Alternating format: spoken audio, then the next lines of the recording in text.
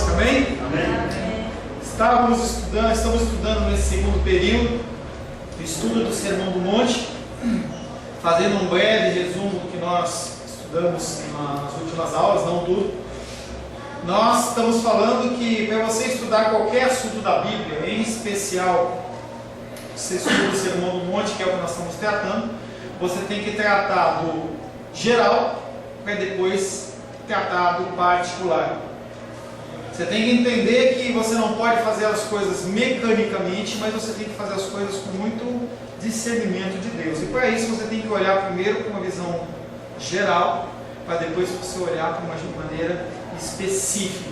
Em todas as áreas, e assim nós temos o exemplo, por exemplo, da medicina, em que a pessoa, primeiramente ela estuda um clínico geral, para depois ela pegar uma especialização. Acontece isso na advocacia, em todas as áreas. Sempre que você vai estudar algo, você estuda de maneira geral e depois você se especializa. Falamos da preocupação que as pessoas que estudam ou leem a Bíblia de uma maneira mecânica. Não é essa a chamada, não é esse a ordenança do Senhor. Nós temos que olhar para a palavra de Deus como a palavra de Deus, que ela só pode ser entendida através do Espírito Santo de Deus. Falamos também sobre o balanceamento entre graça e lei. Há muitas pessoas que vivem um extremo ou vivem outro extremo. Ou é só lei ou é só graça. Não é nenhum e nem outro. Tem que ser os dois. Falamos que ninguém pode viver as coisas da palavra de Deus ou em relação ao Sermão do Monte sem a ajuda do alto, ou seja, através da ajuda do Espírito Santo. Também importante que nós falamos é que você, quando você lê a palavra de Deus, você não está buscando ali ordenanças e mandamentos para você, e sim, porque você é um cristão, você está vivendo aquilo. As pessoas elas acham que porque elas fazem ou cumprem desígnios, propósitos, mandamentos, elas vão se tornar cristãos, e não é isso.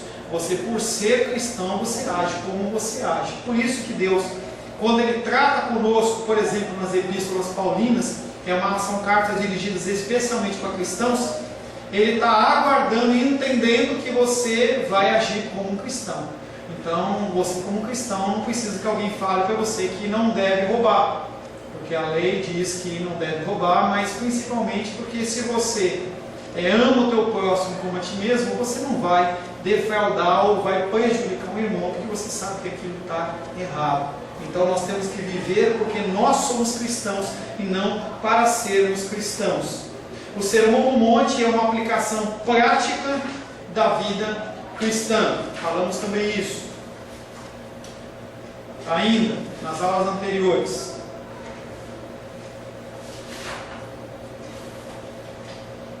Falamos que quando nós nos aproximamos da palavra de Deus, nós entendemos que Deus falando diretamente conosco.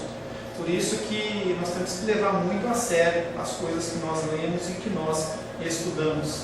Falamos que as epístolas, ou todo o Novo Testamento em especial, ele é escrito principalmente para os cristãos. Então é difícil você querer exigir de alguém que não é cristão um entendimento da palavra de Deus, porque ele não tem o Espírito Santo.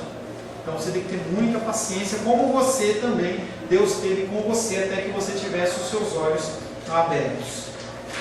E aí, no finalzinho da aula passada, para a gente entrar no assunto dessa semana, a gente começou a falar sobre princípios que são envolvidos em relação ao Sermão do Monte.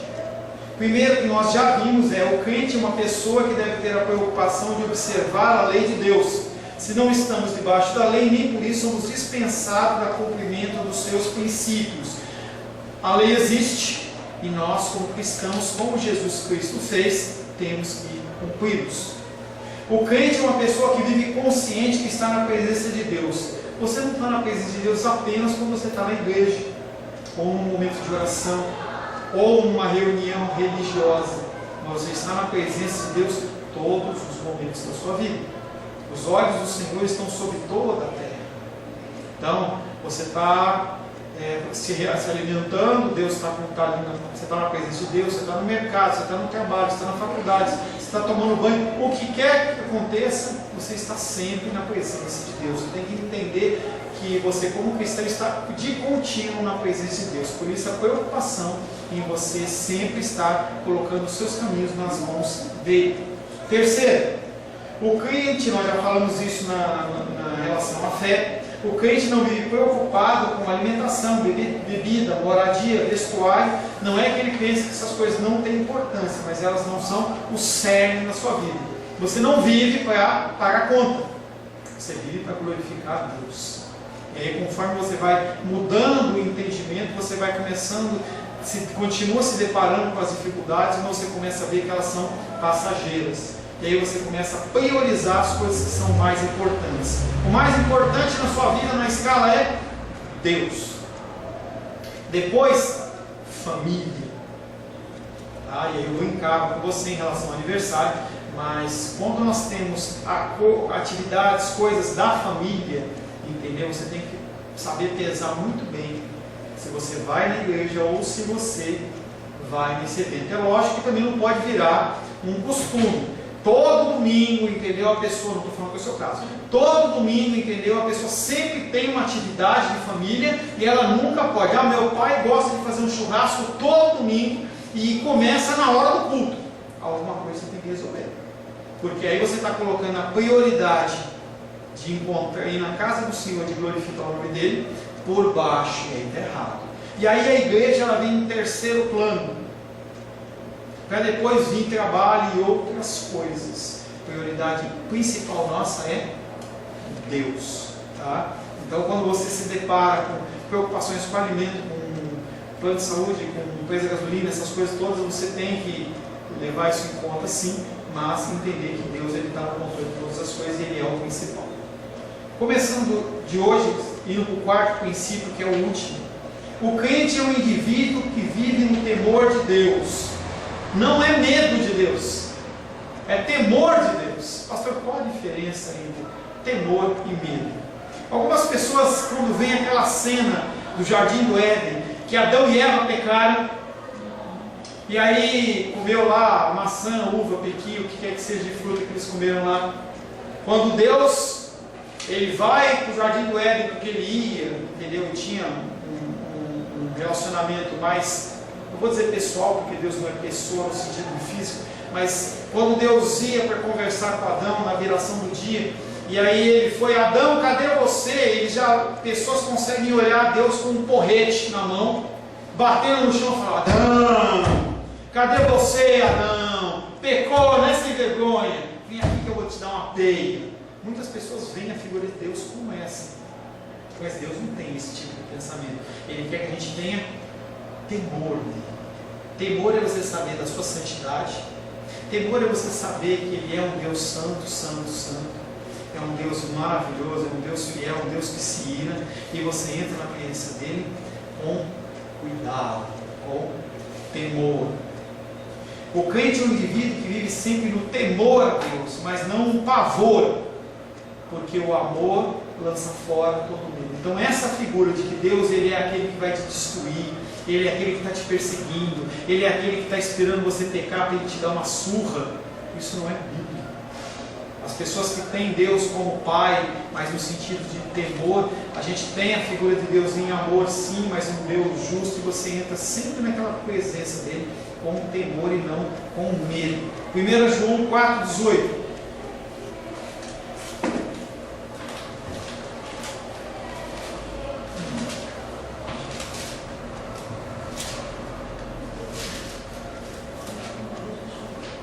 João 4,18, lá no fim, antes de Apocalipse.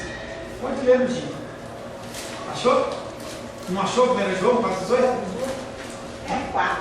1 João capítulo 4, verso 18. O Lurdinha vai ler para nós. Só para ficar com vergonha.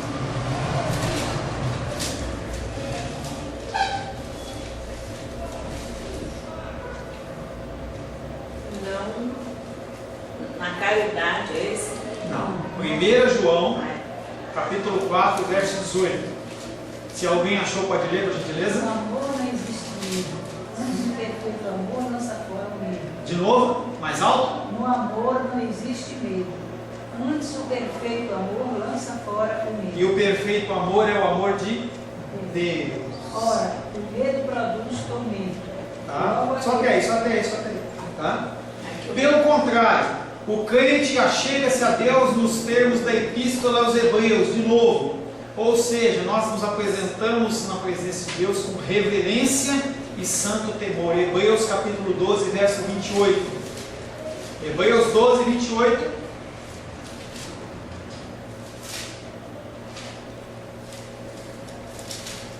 Por isso, recebemos nós um reino inabalável, recebemos a graça, pela qual servamos a Deus de modo agradável, com reverência e santo temor. Você está na presença de Deus, você sabe que Ele é poderoso, sabe que Ele é santo, e você se apresenta a Ele com reverência. Não é o cara lá de cima, não é o chegado, tem gente que trata Deus assim, né? É o mano, é o brother, é o cara. Não, Ele é Deus. Entendeu? Ele te ama, Ele cuida de você, Ele é fiel, Ele é justo, mas Ele é Deus, Ele está acima de você. Você tem que ter reverência a Ele. Como quando você vai tratar um desembargador, você vai tratar o presidente da república, você vai tratar com o papo. Você não pode chegar e falar, e aí, beleza? Tudo jóia? Não, você tem que tratar ele com temor. Tá?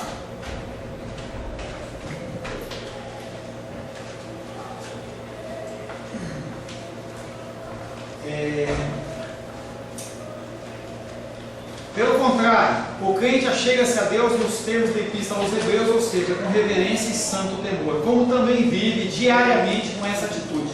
O crente é o único indivíduo no mundo que a todo instante vive com o senso de que ele está sob o juízo eminente. Isso é uma outra característica que vai te gerar o temor.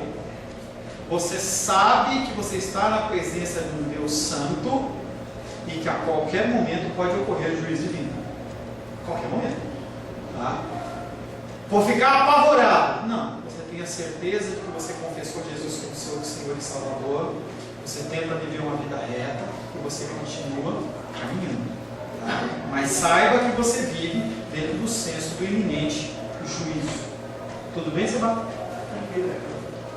Cumpre-lhe dizer assim, porque isso é o que o Senhor lhe disse para fazer. O Senhor diz que aquilo que o crente edificar será submetido a julgamento.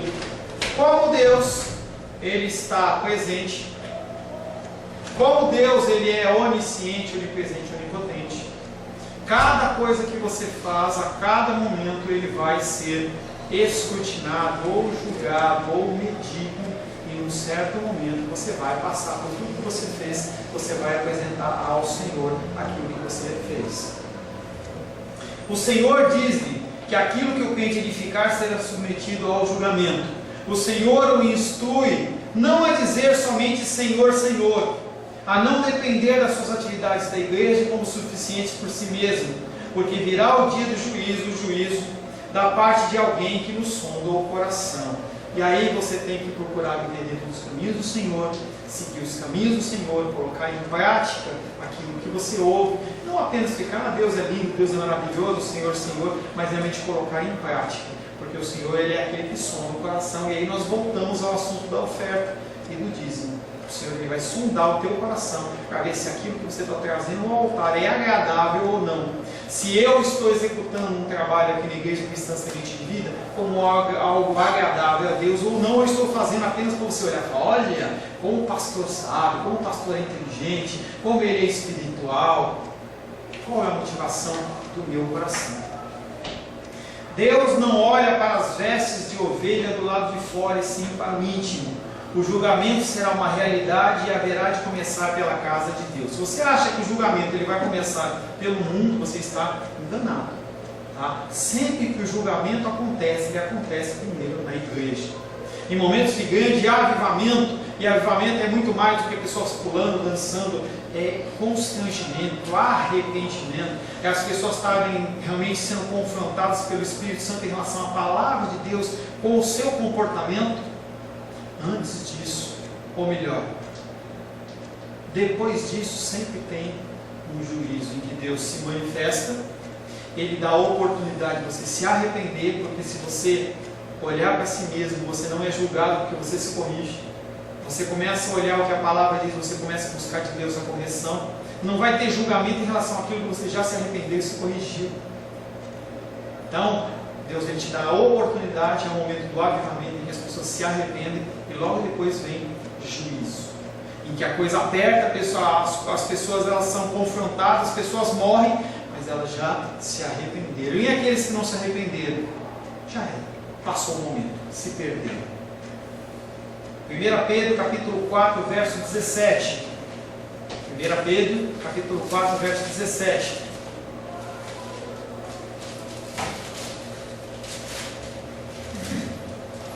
Porque se for da vontade de Deus, é melhor que sofrais por praticar o que é bom do que praticando o mal.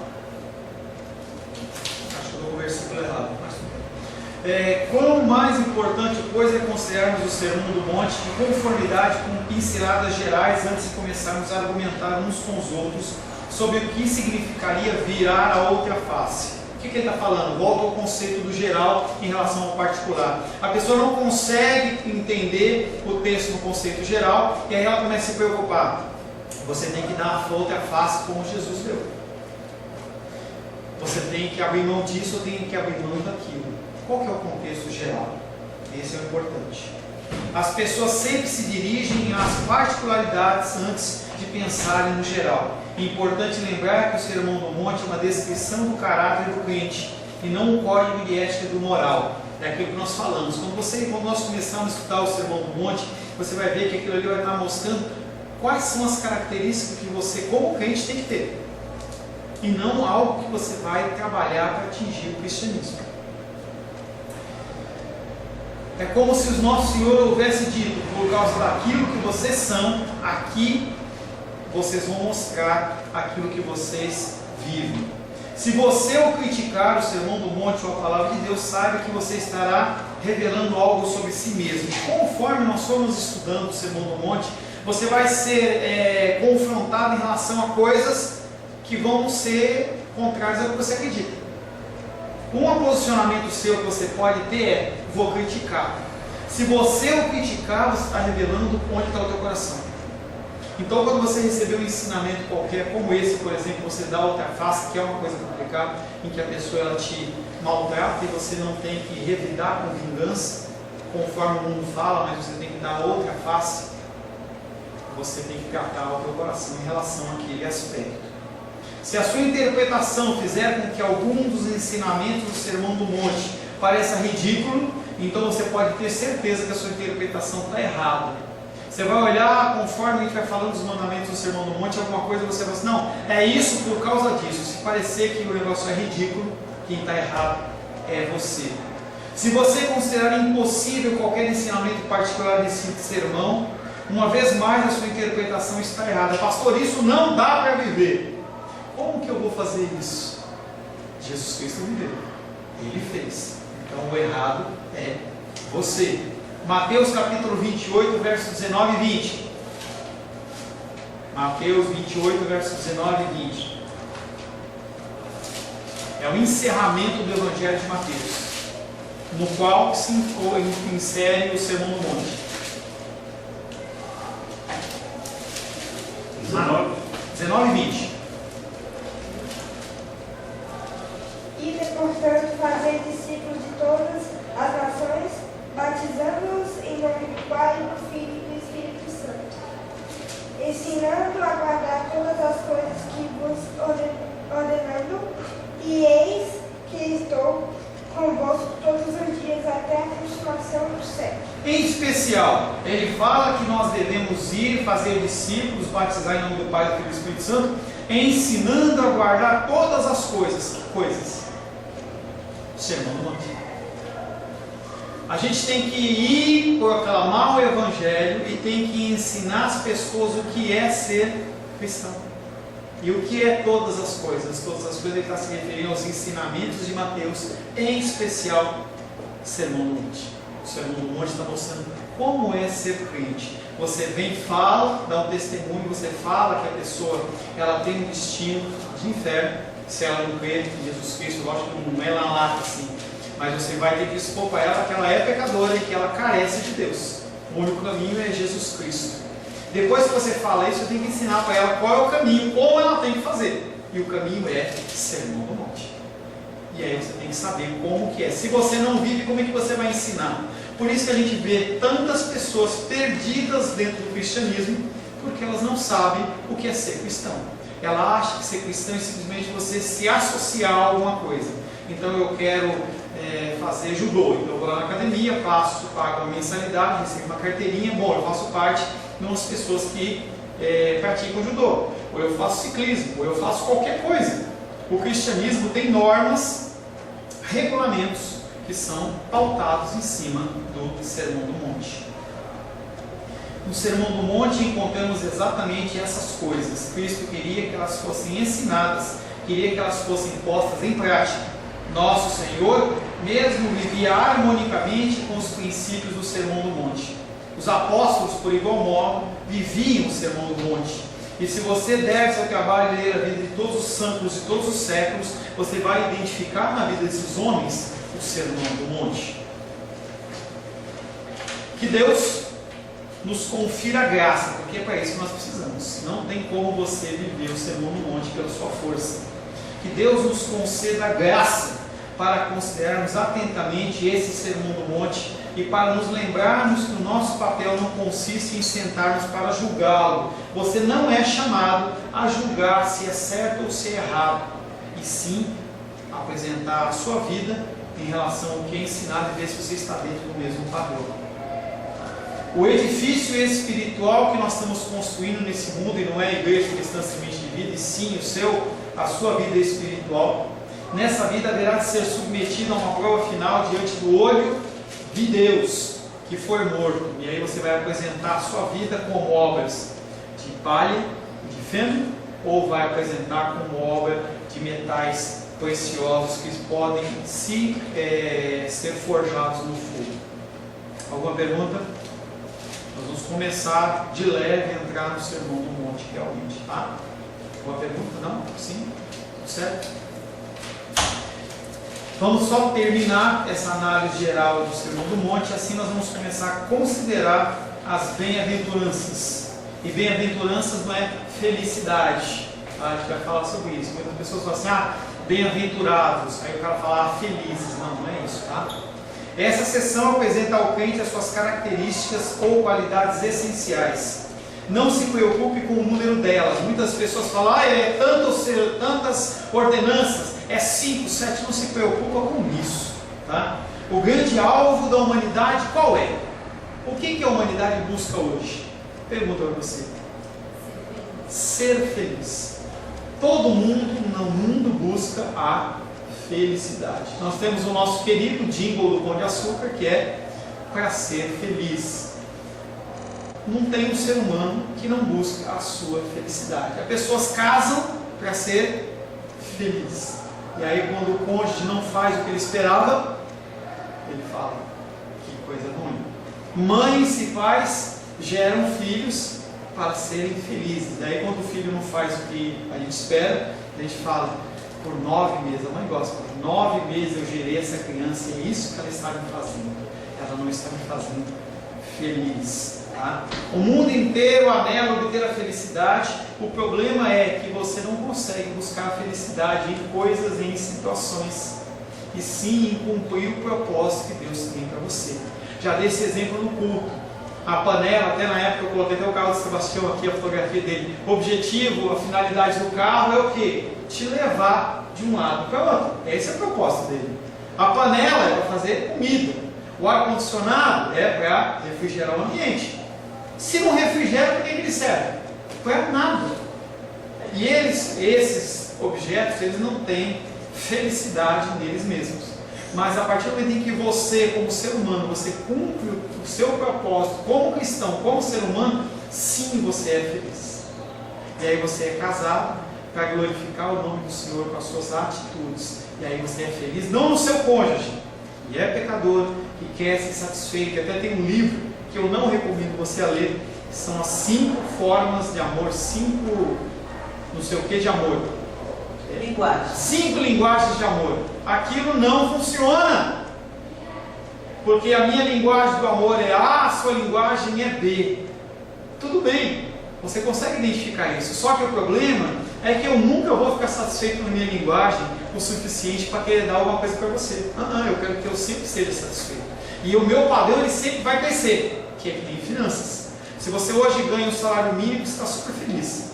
Aí você começa a ganhar R$2.000, você fica feliz. Mas você sempre vai querer mais, aí você vai querer 5. Aí quando você está com 10, você vê que você continua querendo mais. Porque você precisa de mais coisa, você precisa de mais. Por que essas pessoas, a gente vê no Fantástico, né? A pessoa, ele rouba ou desvia 300 milhões de reais. Você fala assim, nossa, quanto dinheiro? Para aquela pessoa não é muito dinheiro, porque o padrão de vida dela é sempre mais e mais.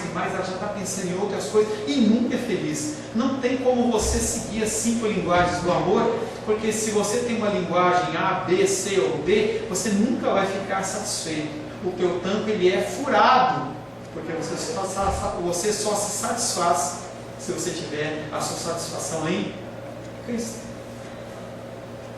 Eu já li esse livro, muito legal, mas não funciona. Tá? Tentamos colocar em prática em Rosângela, não deu certo. Eu sempre achava que ela podia me oferecer algo a mais, e ela também sempre achava que algo a mais estava faltando antes que ela pudesse dar alguma coisa para mim em troca. O mundo inteiro anela obter a felicidade. Qualquer coisa que, mediante a evasão das dificuldades, seu pensamento sério, qualquer coisa que, mediante a evasão das dificuldades, meramente torne as pessoas felizes por curto prazo, em última análise, só tende a intensificar a miséria e os problemas que elas enfrentam. Pastor, o que você está falando? Eu estou dizendo para você que se você tem uma dificuldade na sua vida, é por isso que aí você tromba com psicologia e você não resolve o seu problema. Quando você vai no consultório psicológico, psicologia, a pessoa ela vai tentar fazer com que de alguma maneira aquele problema seu ele seja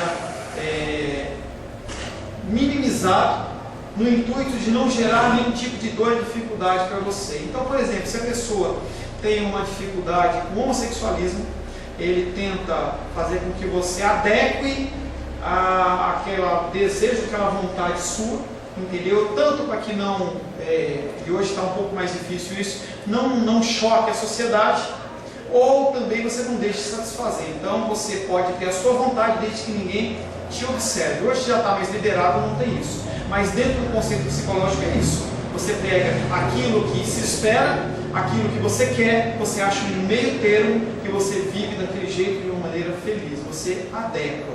Uma vez eu ouvi um pastor, ele ensinando que os jovens estavam perguntando, como é que a gente está aí junto, não sei o que, nós queremos ter relação sexual, como é que faz? Usa camisinha. É um jeito de você evitar o problema de você ter um filho e esse filho vier trazendo uma série de constrangimentos. O que está dando esse conselho? É um conselho psicológico, em que você tenta adequar. Carnaval está aí, essa bagunça, não se fala que não se deve ter uma vida promíscua aí fora, não, simplesmente você usa camisinha. Tem a musiquinha lá, usa camisinha, isso aqui. Então é muito mais fácil você adequar do que você corrigir. Tá? A minha psicóloga, na época, né, ela estava orientando um rapaz que queria mudar de sexo, né, e ela preparando a cabeça dele para cirurgia. Por quê? Para ser feliz, ele tem que ser o que ele quer. Então, se ele quer ser mulher e não é mulher fisicamente, muda. O problema é que por um tempo há uma felicidade. É como, por exemplo, o adultério. A pessoa está em casa com dificuldade com a esposa, com o marido não dá atenção, a esposa não dá atenção, e aí busca fora. Naquele momento, alegria. Ele aparentemente sanou o seu problema, só que depois a miséria dele fica cada vez pior. Todos os problemas que você pensar são dessa maneira. Febre. Se você tiver com febre, não uma febre normal, é uma febre que você vê que é costumeira. Então, por exemplo, a Carolzinha ela tem um problema de dor de cabeça crônica, de enxaqueca. Então não é simplesmente tomar um comprimido para passar a dor. Você tem que saber a causa da coisa. Se você está com uma febre e você simplesmente toma um medicamento para acabar com a febre é um sinal de que tem aparentemente algo no teu organismo que está errado. Possivelmente uma infecção, se for uma febre muito alta e for constante. Se você só trata da febre, você não vai tratar do problema. Vai chegar uma hora em que aquilo vai explodir com uma doença muito mais séria, muito mais grave. Já foram dados todos os sinais e você não fez nada. E aí o corpo lhe responde de uma maneira diferente. Felicidade só se encontra em Cristo. Eu não estou falando para você ser um carola, em você não ter vida, em você num cinema, num teatro, só na igreja. Tem uma igreja lá perto de casa, cada um, em que eles têm culto segunda, terça, quarta, quinta, sexta, sábado e domingo. Eles têm culto de noite, começa 6h30 e vão até as 10h30, 11 horas. Todo dia. E aí eu vejo, poxa, será que a pessoa não sai, não passeia, não tem nada, não tem vida. E aí não é isso que Deus está chamando você. Ele está chamando para você interagir com a sociedade, a aproveitar com tudo que foi criado, porque se Deus fez o que Ele fez e criou o que Ele criou para que você desfrutasse, entendeu?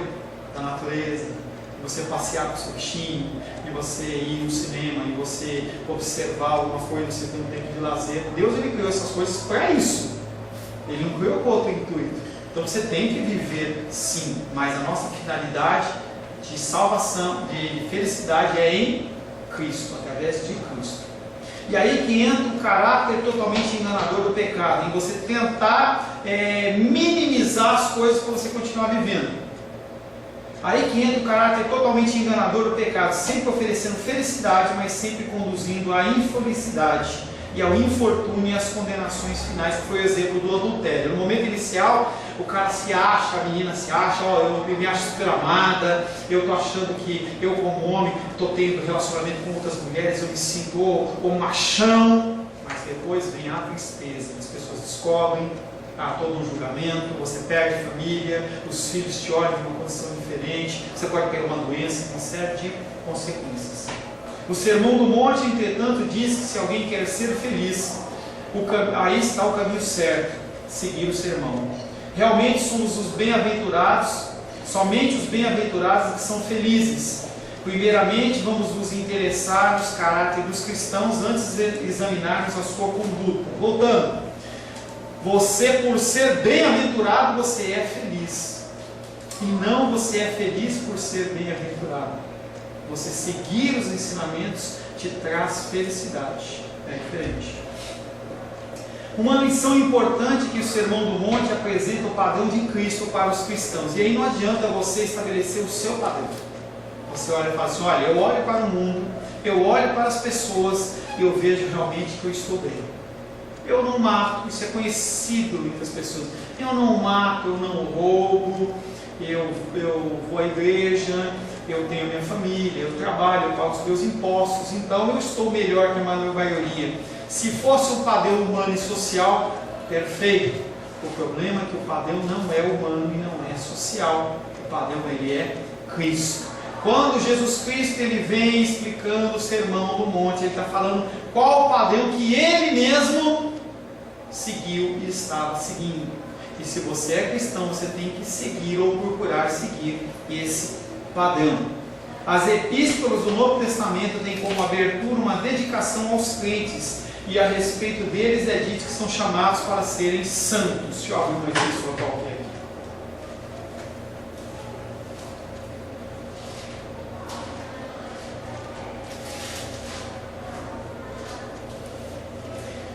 Colossenses capítulo 1, verso 1, para a gente encerrar. O que Deus diz de você, tá? Eu vou ler. Colossenses capítulo 1, verso 1.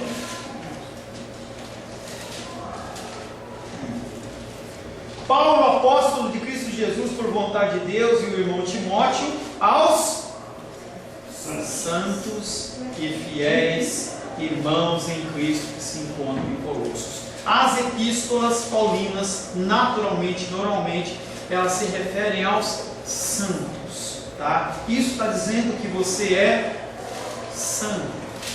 Pastor, eu me vejo tão longe disso, mas você não é santo em você, você é santo em Cristo. Quando ele trata todo mundo como santo, ele está dizendo que você foi canonizado, você não tem que passar pelo escrutínio de uma ideologia, se você fez milagre ou você não fez milagre, simplesmente por Cristo estar na sua vida, o sangue do Cordeiro ser sobre a sua vida, você é considerado como uma pessoa santa. E é importante dizer que os crentes devem viver na inteireza do sermão do monte, é simplesmente para a gente finalizar. Você não pode viver metade do sermão do monte, você não pode viver uma parte do sermão do monte, você viver na sua inteireza. Não tem como você ser uma pessoa humilde se você não for uma pessoa que é uma pessoa leal, se você não é uma pessoa reta, se você não é uma pessoa... Pastor, mas como é que eu consigo viver isso? Espírito Santo de Deus. Dia após dia. Aí você vai identificar, por exemplo, eu vejo no Sebastião uma pessoa muito leal. O sobrenome dele é leal, né? Uma pessoa muito leal. E aí eu vejo na Lourdes uma pessoa mansa. Não é o corpo de Cristo, ele não é uma somatória de características, não. A Lourdes, ela exterioriza mais mansidão, mas ela tem que ser trabalhada mais na sua lealdade. O Sebastião, ele é mais leal, mas ele tem que ser trabalhado mais na sua mansidão. Por isso que o convívio entre cristãos, ele faz com que a gente cresça. Você não pode ter uma particularidade, como a gente vai ler na semana que vem, Gálatas 5. Eu não posso ser uma pessoa que sou amorosa e não tenho mansidão. Sou bondoso, mas não sou benigno. Sou temperado, mas eu não tenho amor. Não tem como. Porque quando você recebe o dom do Espírito Santo, o fruto do Espírito Santo, você recebe ele na sua inteireza. O que acontece é que você, na sua vida cristã, você vai desenvolvendo ele conforme você vai aprendendo. Amém? Amém. Perguntas? Sem perguntas. Vocês estão calados demais. As pessoas nem ouvem a sua voz, eles vão pensar que eu estou falando para mim sozinho aqui. Glória a Deus. A paz seja convosco. Meu nome é Paulo César. Eu sou pastor da Igreja Cristã Semente de Vida, aqui em Brasília, Distrito Federal. Me alegro que a palavra tenha te alcançado. A palavra faz isso. Ela alcança as pessoas aonde quer que elas estejam. E você foi agraciado com esta palavra. Não que eu tenha nada especial a te dizer. A palavra ela é suficiente e ela usa quem ela quer. E eu me alegro por ter sido um canal para poder te abençoar. Mas eu quero te dizer que não basta você ser um ouvinte, não basta ser uma pessoa que se alegra quando você ouve a palavra de Deus. A vida, ela é feita de decisões. Se você está ouvindo esta palavra hoje, eu creio que o Espírito Santo tem um propósito especial com você. Muito mais do que prosperidade, muito mais do que uma cura física, uma cura emocional ou espiritual, Ele quer te alcançar para a vida eterna. Nós investimos nosso tempo, nós investimos as nossas forças em coisas terrenas, mas o Senhor ele tem muito mais a oferecer. Ele tem sim para você a cura, Ele tem sim para você a prosperidade, mas Ele tem muito mais que isso. Submeta-se a um Deus que Ele é capaz de mudar e transformar a sua vida por completo. Creio que o Espírito Santo é capaz de tocar o teu coração. Quero pedir que você curve a sua cabeça. Senhor, em nome de Jesus, coloco na Tua presença essa vida que ouve esta ministração, que ouve esta palavra. Pai, eu não tenho capacitação nenhuma, mas o Teu Espírito ele é capaz sim de tocar nesta vida, gerar nela mudança, transformação, arrependimento, e que ela possa simplesmente bater no peito, convencendo-se que é pecadora e que precisa de um Deus salvador. Não há um caminho a Ti, meu Deus, que não seja através de Cristo. E eu lhe peço, Pai querido, que você alcance essa vida e ele possa sim tomar uma decisão pessoal pelo Senhor, em nome de Jesus. Amém. Amém, meu querido. Amém, minha querida. Fico contente que você esteja ouvindo essa ministração até o fim. E peço que você não se limite a ouvir os cultos pela internet. Você procure perto da sua casa uma igreja, um lugar que proclame a palavra do Senhor. Eu oro para que o Espírito Santo te direcione nessa busca, porque muita coisa tem sido oferecida que não é o Evangelho. Eu abençoo a sua vida em nome de Jesus. Amém.